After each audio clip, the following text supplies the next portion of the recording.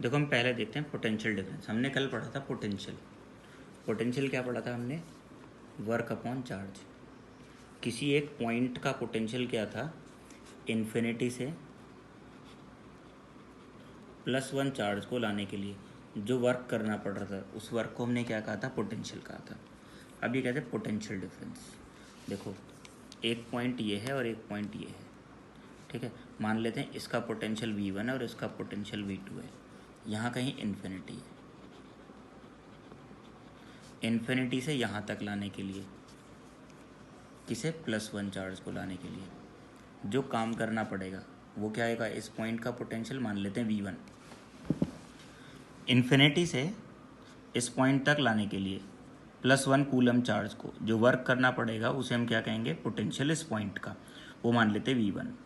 ऐसे ही इन्फिनिटी से इस पॉइंट तक लाने के लिए जो हमें काम करना पड़ेगा, 1 कूलम चार्ज को लाने के लिए जो काम करना पड़ेगा वो इस पॉइंट का पोटेंशियल होगा, मान लेते हैं वो है V2। अब पोटेंशियल डिफरेंस क्या होगा? इन दो पॉइंट के बीच का डिफरेंस तो होगा। तो जो पोटेंशियल डिफरेंस है जिसे हम V से ही रिप्रेजेंट करते हैं, ये क्या आ जाएगा? V2 माइनस V1 आ जाएगा। पोटेंशियल डिफरेंस क्या आएगा? V2 minus V1। यानी कि इस पॉइंट से इस पॉइंट तक लाने के लिए, किसे? +1 चार्ज को लाने के लिए जो काम करना पड़ेगा वही तो हो जाएगा potential difference. So it is the amount of work done to bring up unit positive charge, यानी कि +1 charge from one point to another. एक पॉइंट से दूसरे पॉइंट, किसे? +1 चार्ज को लाने के लिए जो वर्क करना पड़ेगा उसे हम क्या कहेंगे? पोटेंशियल डिफरेंस, ठीक है। तो पोटेंशियल डिफरेंस V से रिप्रेजेंट होगा, V2 माइनस V1 निकलेगा अगर दोनों टर्मिनल का पोटेंशियल पता है तो। और अगर हमें दोनों टर्मिनल का पोटेंशियल नहीं पता है, केवल इतना पता है कि वर्क कितना है, यानी कि इस पॉइंट से और इस पॉइंट तक लाने के लिए कितना वर्क किया गया और चार्ज कितना था, तो किस फॉर्मूले से निकल आएगा? इस फॉर्मूले से निकल जाएगा, W/Q से वर्क और कितना चार्ज था, ठीक है। तो इससे भी क्या निकल आएगा? पोटेंशियल डिफरेंस निकल आएगा। जो पोटेंशियल डिफरेंस होता है उसकी भी वही यूनिट होगी जो पोटेंशियल की होती है, और पोटेंशियल की यूनिट क्या थी? वोल्ट।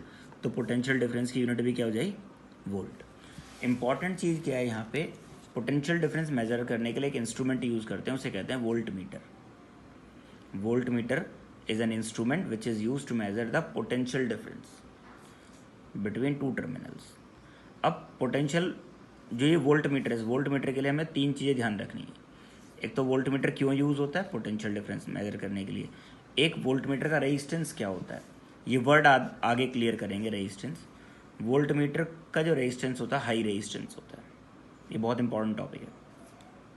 उसके बाद वोल्ट मीटर कैसे कनेक्ट होता है? वोल्ट मीटर कनेक्ट होता है पैरेलल में।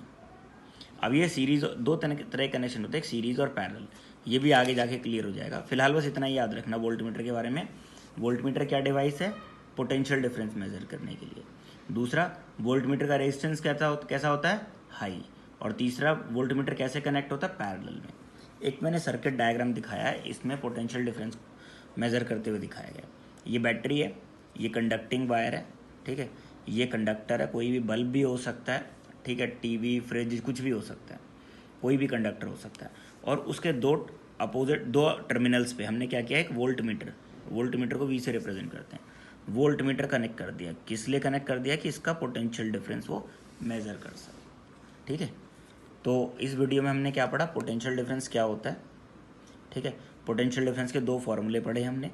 उसके बाद हमने पढ़ा कि पोटेंशियल डिफरेंस की यूनिट क्या है? वोल्ट। कैसे मेजर करेंगे? वोल्ट मीटर से। वोल्ट मीटर का रेजिस्टेंस कैसा होता है? हाई।